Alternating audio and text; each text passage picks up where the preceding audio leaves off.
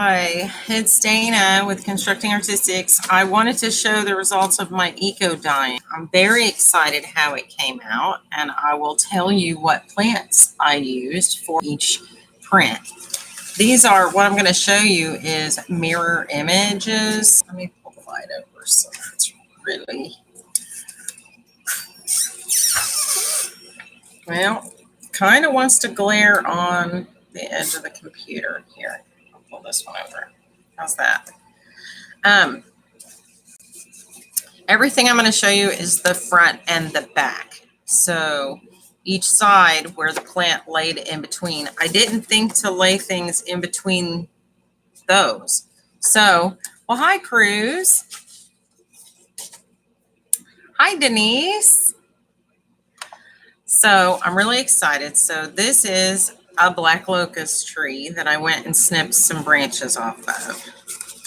This is a tiger maple.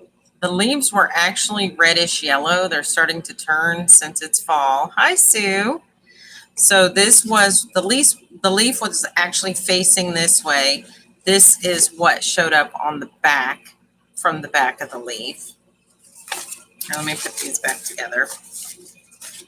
This is some more of that tiger. That's a dwarf tiger maple. So I think that turned out really pretty. This is, there's still little bits and pieces stuck to them of leaf, as they're not quite all the way dry, but I laid them out in the sun. So this is more black locust. Hi, Kim. This is just a half of a maple leaf because I was tearing up the watercolor paper into strips to fit it into my container. So this is the front and this is the back of that leaf. And again, there's still little leaf bits stuck to everything. So I guess I just brush them off when they get all dry. This is, I believe, a ficus tree. This might be honeysuckle. I've got them mixed up, but I think this really turned out nice front or back. I think they looked really good. Here's another one of that. This one turned out a little bit better, I think. And again, can't decide if that's the ficus or the honeysuckle bush.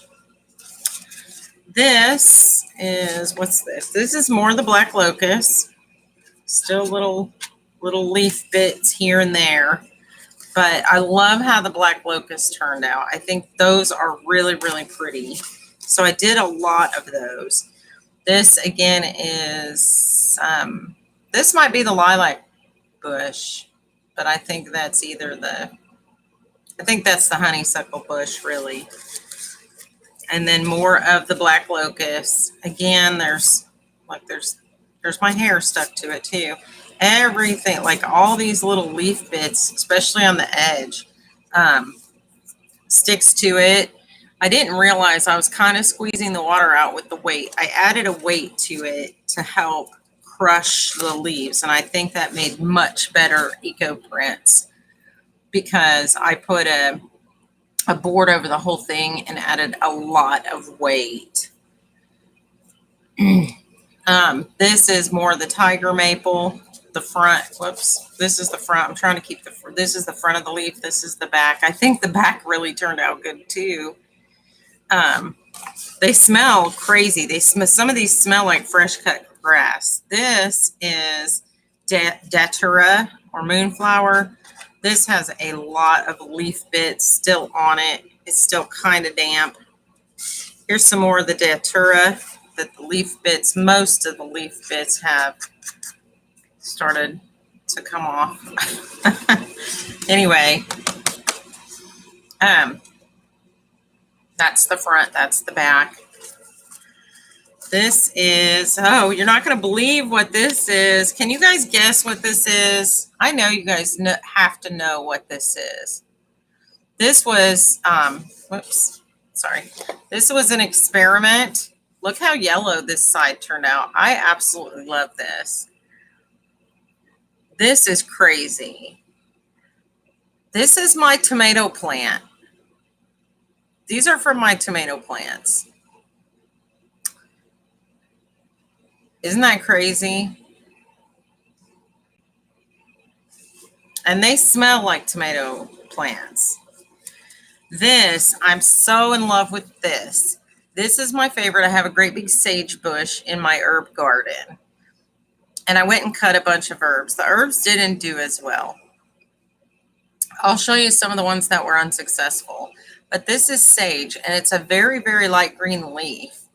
But the actual fuzz of the sage is attached into the watercolor paper, and it seriously smells like Thanksgiving.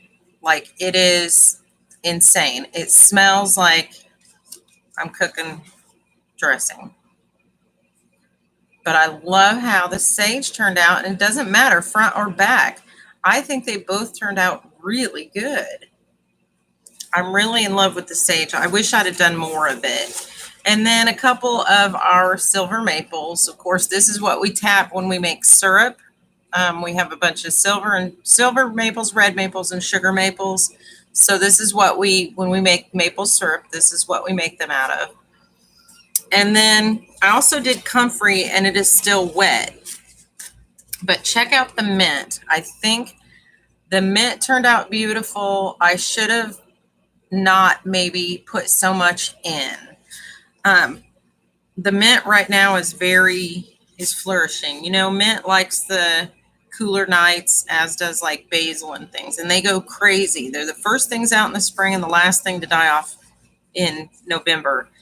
But the mint is really doing well, and this is chocolate mint. We have peppermint, spearmint, and chocolate mint, all three, and they all taste very different, but this smells like mint. Like, it smells so good.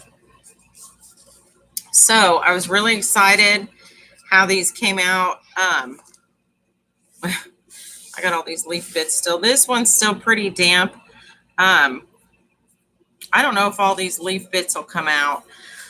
I think the weight crushing them. Okay, so when people make eco prints, they use alum, right? They boil water, and they boil the paper. So what you do is you layer the paper in your leaf, and the paper in your leaves, and your paper in these sandwiches. And usually people put two metal plates together and wrap it with some sort of twine. I did not do that. I layered all of my paper and my plants together in a large baking dish, a large deep baking dish. I boiled the water on the stove and added the alum to it. Afterwards, I poured the boiling water over the paper. Oh, I also added salt and vinegar. So I poured the entire mixture over the paper and then added a very, very, very heavy weight. The thinking behind that was because it takes so long for the color to diffuse out of the plant into the paper. If I crushed it, I could squeeze the water out of the leaves.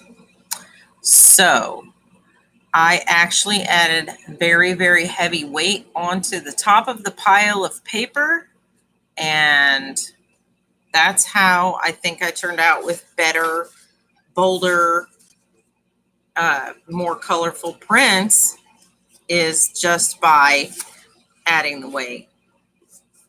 So I'm really, really thrilled how these came out.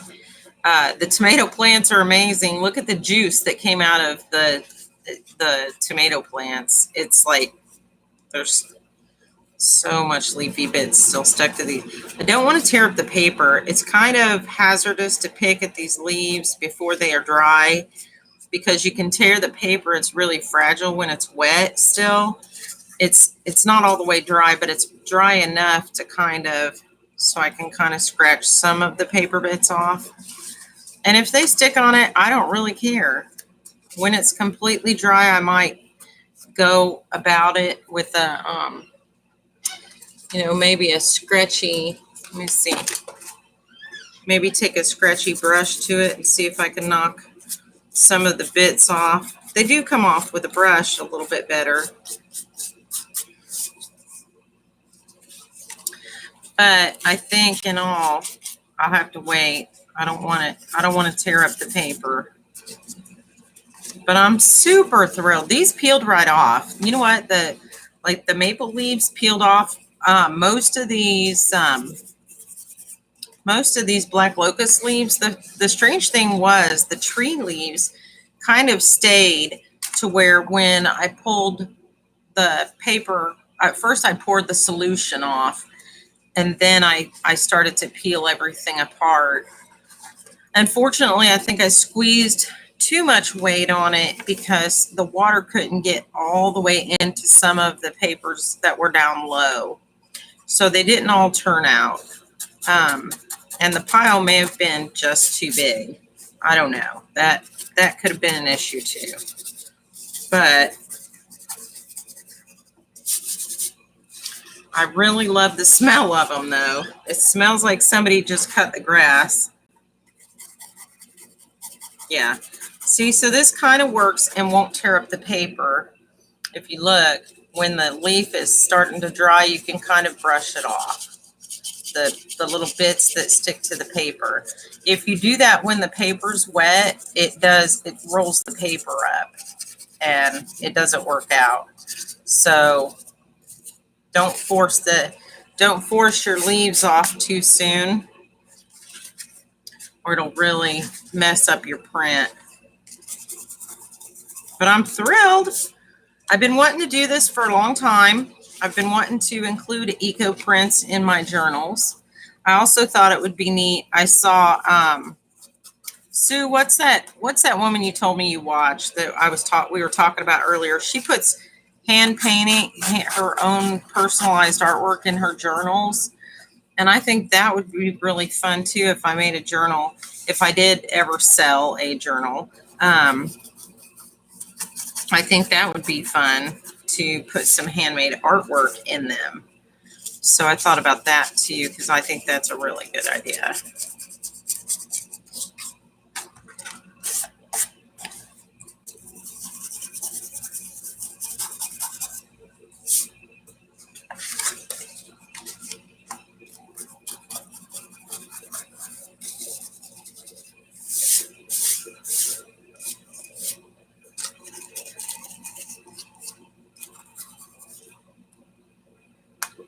There's a little leaf bit stuck on there that's not going to come off. Yeah, this came completely off right away. This was one of the ones on top. Oh, I just love it. I love how these black locusts turned out too, because they're so pretty.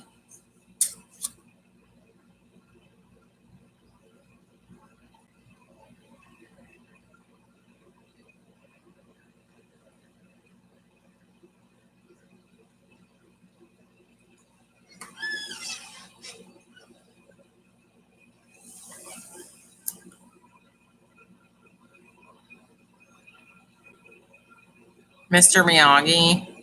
Oh my God. Boss, you're pretty. Oh my gosh. Okay, so my caller ID went out earlier. My phone rebooted and Sue had texted me, but I didn't recognize the number as Sue's. I thought it was Carrie's area code. And so I thought I was talking to Carrie, and she asked me a question. I told her that the link was in the video. She wanted to buy some of that seam binding I've been dyeing, the Snug Hug replacement. So I told her, look at my videos. I found the Snug Hug replacement. It's from Zipper Stop, and you can get 100 yards for little over $10. And it's in that video I did showing how to dye seam binding. So I figured she would look back at at my list of videos and find that video to get the link to buy it. But what she sent me back said, and it threw me into a panic, because keep in mind, I had just woke up. I got up, was getting cleaned up. I'm stark naked texting her, and she says, you video called me. Now, number one, I thought I was talking to Carrie. And number two, I thought I called on my phone and very possibly video called Carrie naked. So how inappropriate would that be? So I said, oh my God, I didn't even know I called you. Now that makes me all paranoid random that somehow I turned on my video while I'm getting up and waking up and getting dressed and doing my cleaning up and stuff. And then she was like, no, no. Well, then she told me, no, you didn't video me.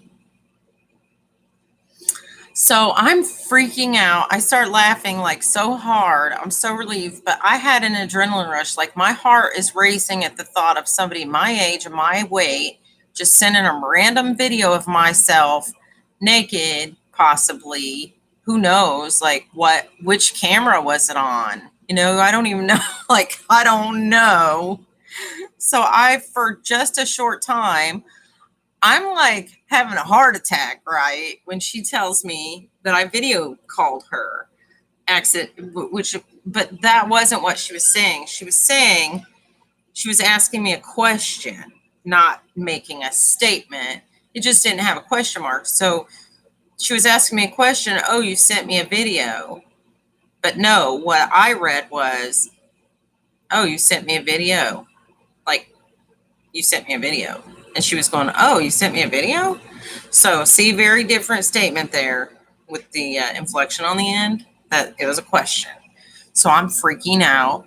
And then I realized I'm not talking to Carrie at all. I'm talking to Sue, which Sue, I mean, it's probably better if someone's going to get a naked video of me.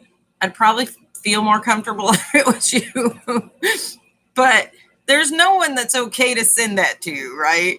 So you shouldn't play with your phone. This is a lesson, ladies. If you're non-technical like me, don't play with your phone while you're changing. Don't take it in the bathroom with you.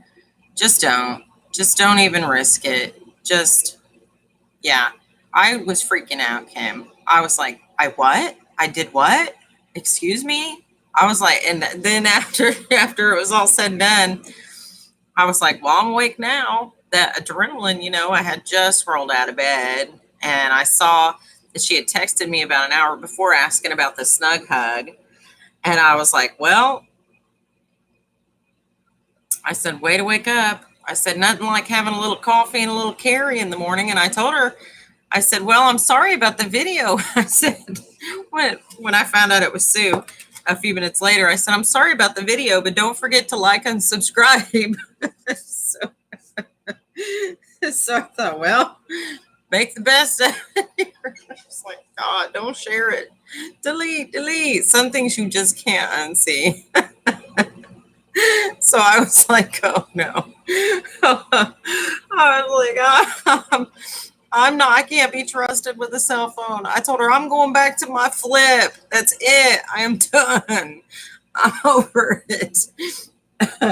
Why?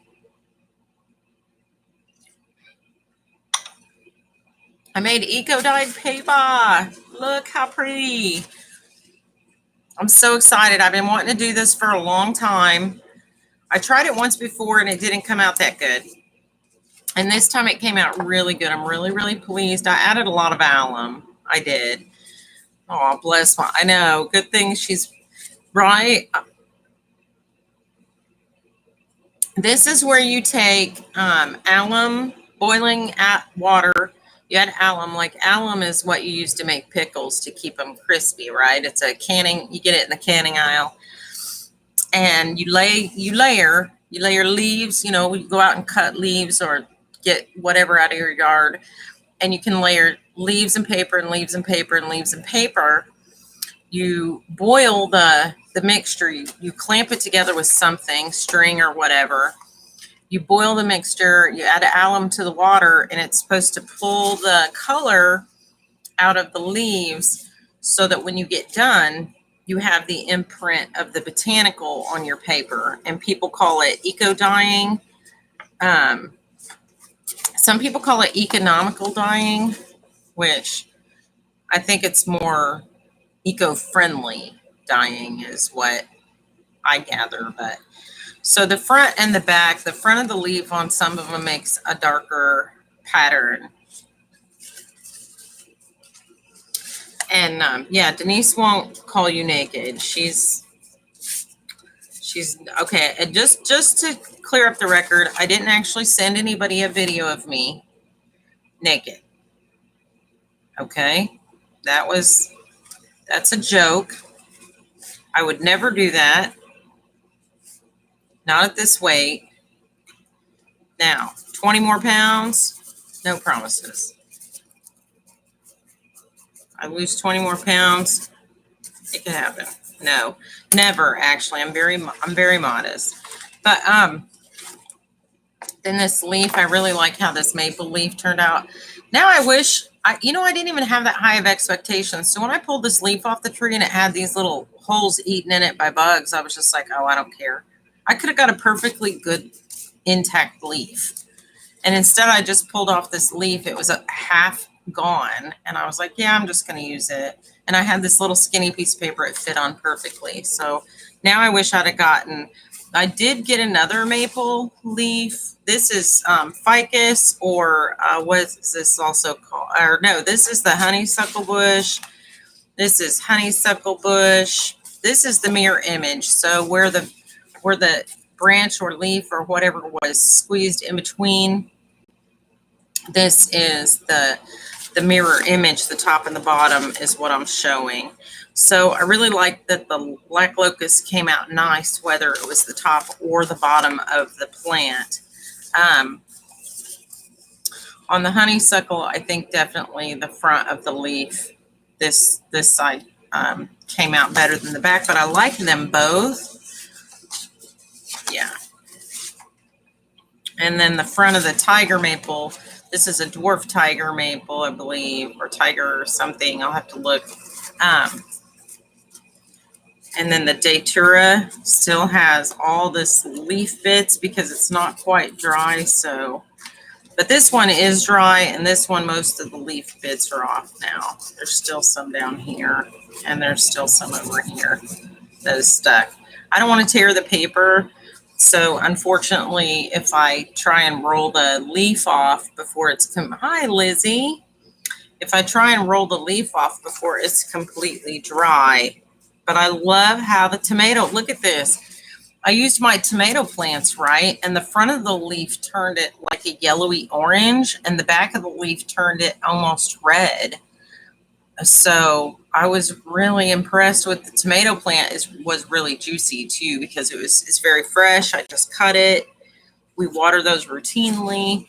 The sage I love, and it smells fantastic. And you can actually see the tiny little bits and grains on the sage. So I can't wait for this to be completely dry. It's still a little damp, so that I can knock all these little bits off and see what it looks like in the end. And then it's got like a huge chunk of leaf down here at the bottom that's kind of gross looking. I might cut that off. And then I love how the maple leaves turned out. The maple leaves turned out really nice. There's a lot of leaf on this one still. As you can see, that all this dark color up here is actual leaf bits still stuck to the paper. All right, so it looks like all the leaves off except for right here. There's a bit of leaf. You can see that. See that little, I don't know if you can see all that. And then there's a good bit of leaf here and here. That's all where the leaf is still stuck. So it looks really dark right now, but it's just because it hasn't fully dried.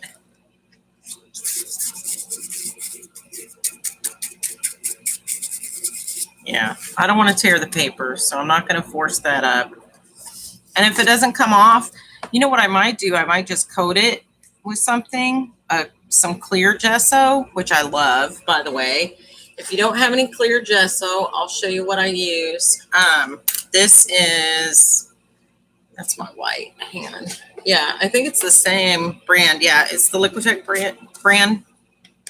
Clear gesso is wonderful if you have a paper you want to use and it's too thin. So if you have, you know, sometimes you buy some ephemera or something, or you pull something out and it's as thin as your Bible. And I love clear gesso because then you can see everything and it looks really nice and thick. So let me turn my ringer down. Sorry, my ringer is on. I I don't know how to work my own phone, apparently. Okay, so I might put some gesso over the top of them when I am, when they're all completely dried. Now this is mint, and mint is very juicy right now, I guess would be the word. It's very healthy and very lush. And anytime it starts getting cold at night, the mint and the basil and the things in those families go crazy. And we have peppermint, spearmint, and we grow chocolate mint. And then we have a couple types of basil too. And all of those seem to really be very hardy right now. And they'll grow, you can harvest basil up until November. And so that's usually the last thing we make of the year is if we're going to make pesto. That's one of the last things we make with the basil. But the mint is nice because the mint doesn't care how cold it gets. That mint will be the first thing to pop up and the last thing to die off. So you want a mojito, you can go out in the yard and pick and muddle some mint. And there you go. Fresh mojito. Anyway, I'm really happy with how this turned out. I didn't get much sleep today. I was so excited thinking about this because I thought, of course, if you weight it down, it'll turn out better. And you know what? It did. It definitely turned out better. I'm thrilled. Why I did, and they say to weight them, but they didn't say to put 40, 100 pounds of weight on them. But I literally weighed them down. Now, that worked. That kind of hurt me too. I think at the bottom, the ones that got too much weight, those are the ones that didn't turn out. And as we're getting closer to the bottom, more and more look like this. What happened was from having too much weight, it squeezed the water out of the paper. The paper literally absorbed the plant and stuck together like glue. When I went to pull them apart, it tore. It completely tore the paper all up. So you do have to kind of play with your weight, and it is a messy process. And we didn't have anywhere to put that water when we're done. Because it's a little caustic, because you've got the salt, the vinegar, the alum, you've added your rusty bits. It's not something you want to just throw down your drain. And we're on a well. I don't want to throw it in my yard and drink it later. Just the smell of it. I did it outside because you can smell it. It smells like an old rusty, it smells gross when you're doing it. So I took the pan outside when I realized it was stinky, and I let it sit outside. And then we drained the water into a coffee can. Sue had a good idea because I told her, I don't know what to do with this water. It's probably caustic. I don't even know. And so she suggested I put it in something and let it evaporate where it wouldn't get rain. So I did. I found a big plastic Folgers coffee can, poured the leftover water in there, and I set it over by the garage where none of that, like the animals won't drink out of it, but it won't get rainwater in it. And hopefully it'll evaporate and I can throw that container away.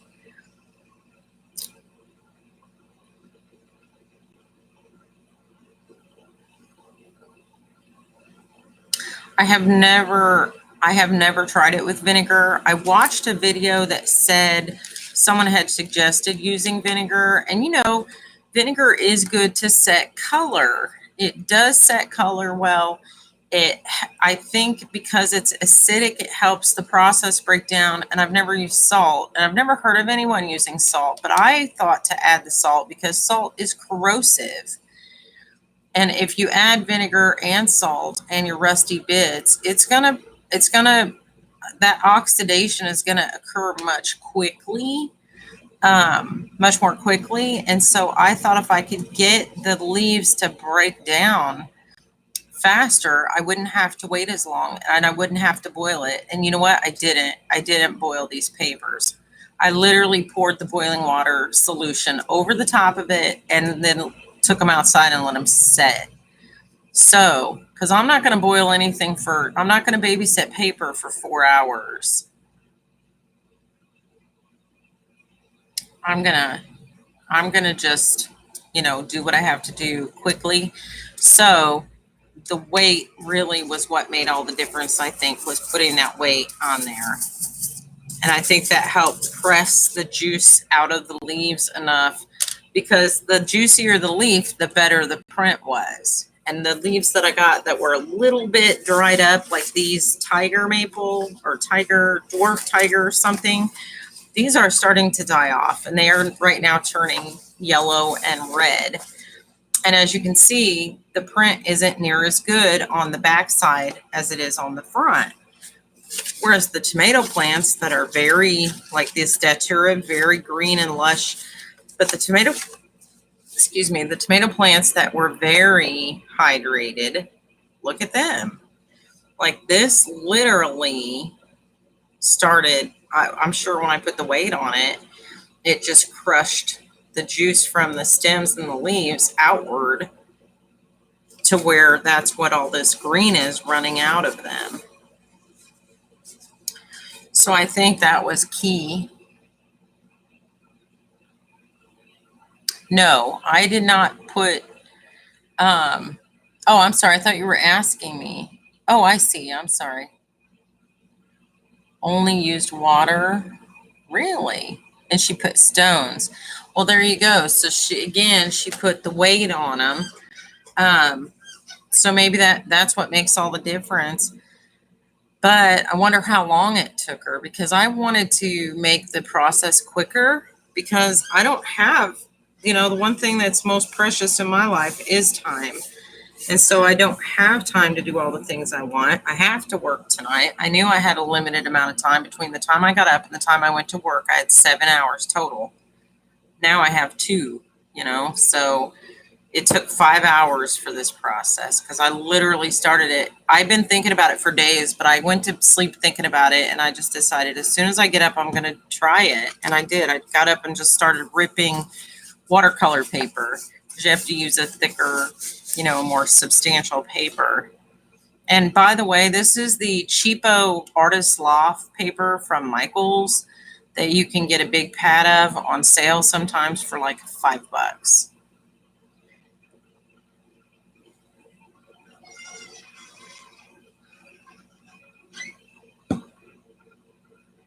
Unrenewable. You can say that again. You're right, sister. Unrenewable. I'll have to check that out though, Kim. If you know who that is, do you know the name of that lady or what her channel name is?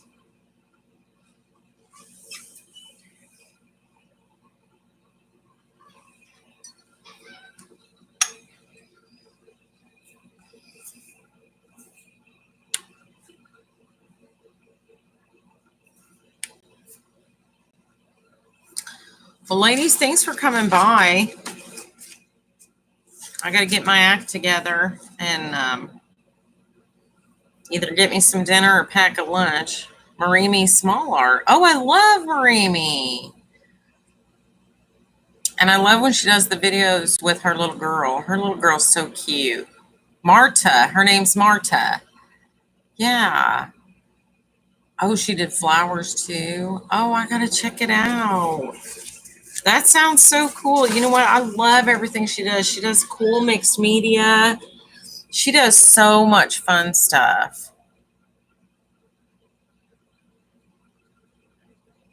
I definitely got to check that. I got to check that out. I'm going to look it up.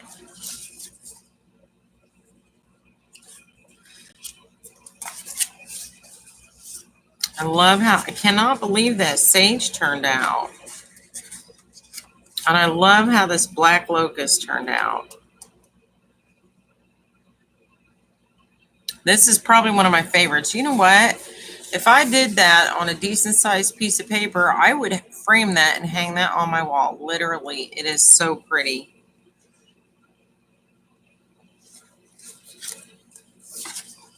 That and the honeysuckle too. And look, I grabbed a honeysuckle that half the top leaf is chewed off by some bug or something, and a leaf here. But I think next time I am going to go out and search for perfect leaves.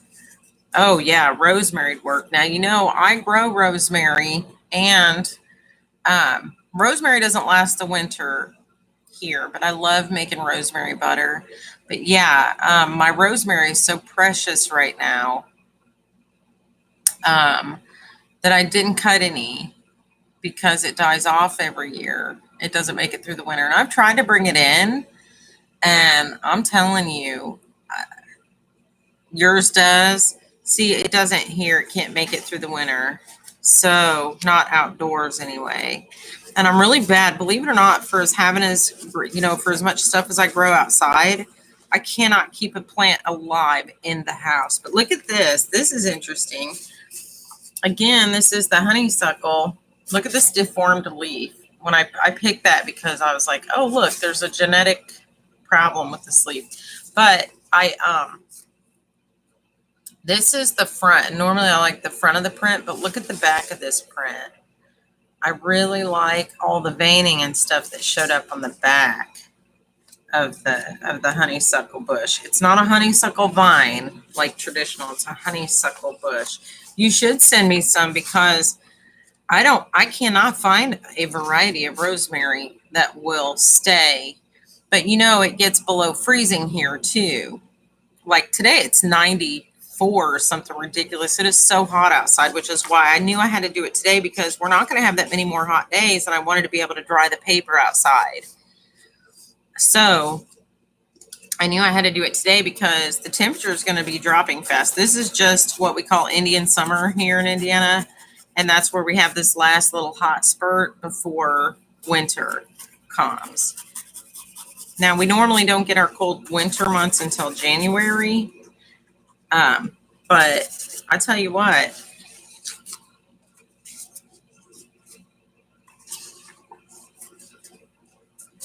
you know, this is off the same, all of these was off the same tree.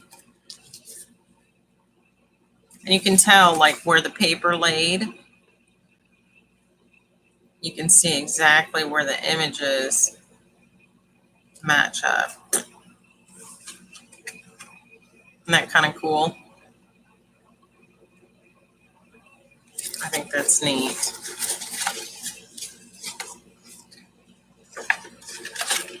So I tried to keep them in order when I pulled them apart.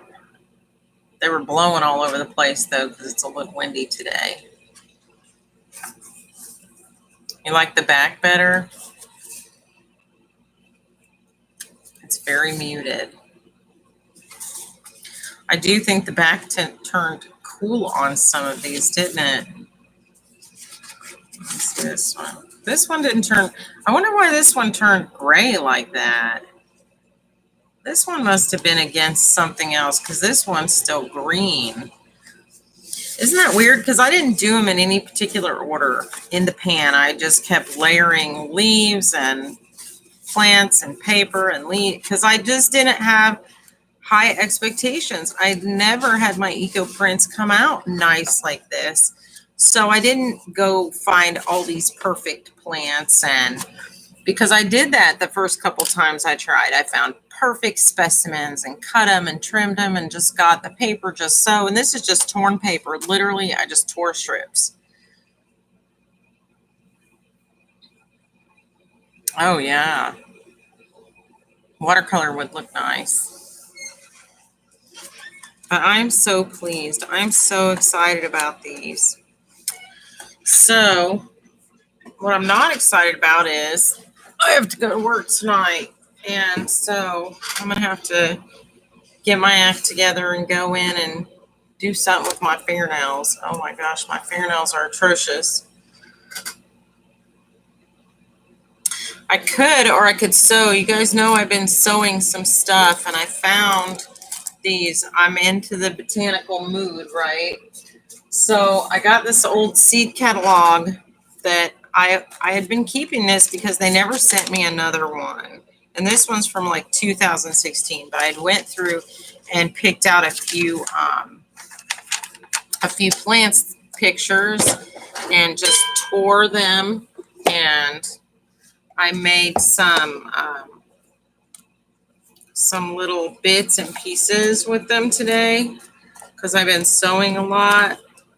So I've been trying to learn to use my machine because I can't sew straight.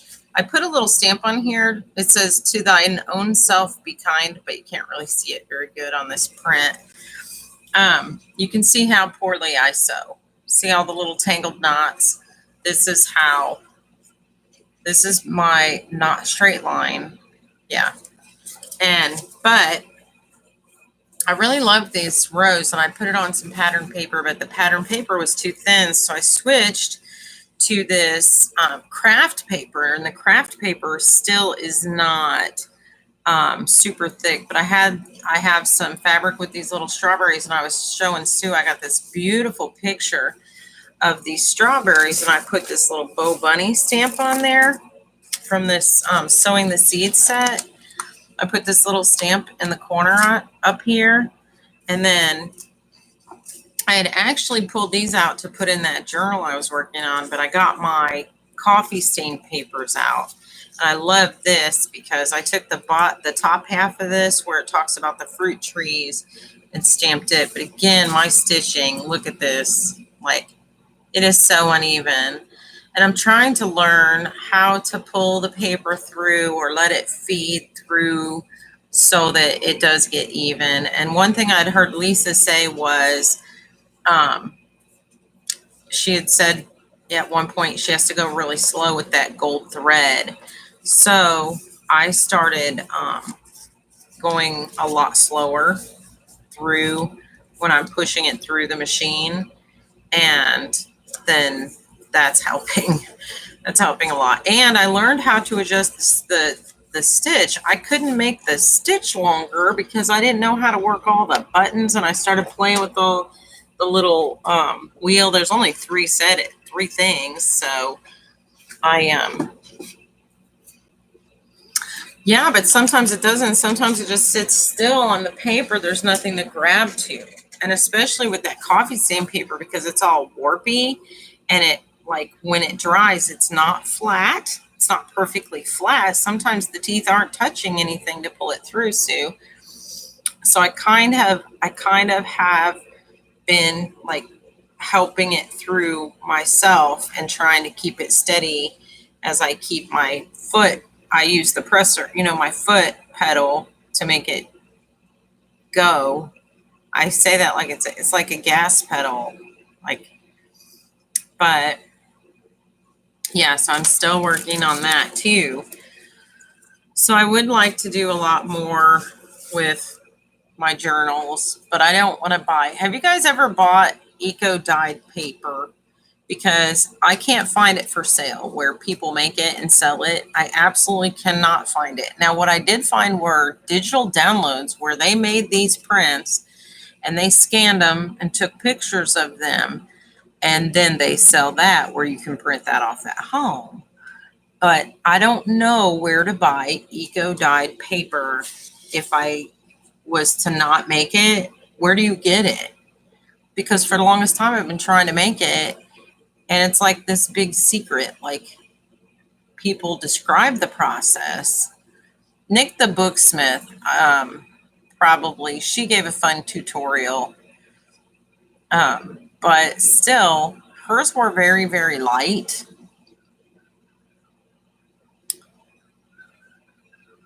Need to check the feed dogs then. Yeah, well, they're up.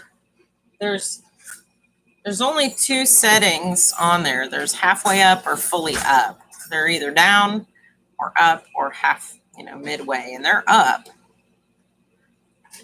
They're probably just, yeah, I looked on Etsy, Denise. That was where I checked first, because I figured if I'm going to find eco-dyed paper to buy, it would be on Etsy, and I couldn't find any. I found, like I said, the digital download from that Blueberry whatever store. And she has some really pretty ones. And then some of what people want to sell you is where they laid a leaf on a paper and just sprayed it with a mist color, some dyes or whatever. And that's not the same in my head. So I don't know. I don't know if I did sell it, what I would even ask for it, because I don't know. Things that make you say, All right. Well, I better go. I better go cook some food or pack a lunch or do something because it's 7:15 and I got to work tonight. So I got to get my act together. But thanks, ladies, for coming. Thanks for the thumbs up. And, oh, Kim, you have to tell me that story. You were in Europe? Oh my gosh, I want to go to Europe. I want to backpack in Europe before I'm too old to backpack in Europe. I might be too old. I'm never going to admit that, though. All right, ladies. So I want y'all to have a good night.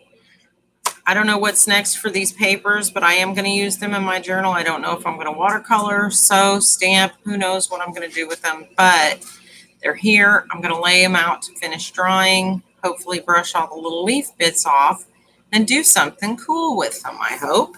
That's my plan anyway. But this is Dana. And thanks. Everyone have a good night. Bye.